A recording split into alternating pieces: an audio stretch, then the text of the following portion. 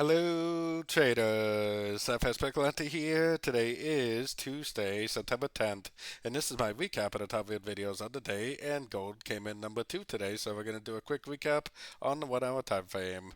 If you didn't see my full top down analysis on gold from this morning, make sure you check out the video linked at the end of this video over here. So gold actually just continued its trend pretty much all day long. No breakup structure to the downside.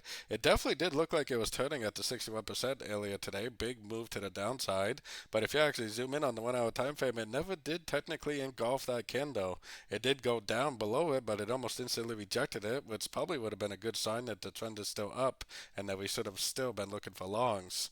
Tomorrow is a big day for the US dollar. We got some big news coming out tomorrow. Honestly, gold does kind of, the trend is up on the very high time frame, so, you always want to trade with the trend anyways. Most of the US dollar pairs do look like they potentially could make a move to the upside tomorrow.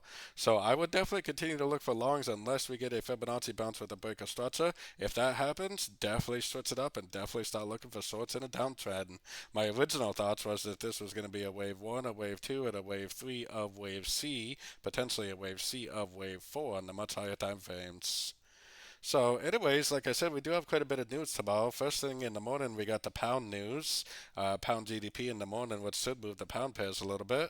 But really, what we're going to be waiting for tomorrow is the CPI inflation data for the U.S. They are saying that inflation is going to be down a little bit from the previous month, and lower inflation probably will lead to lower interest rates next week at the FOMC meetings.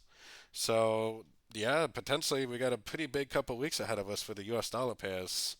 So anyways, definitely don't forget to join my free Discord channel, which is linked down here in the corner. And as always, thank you and happy trading.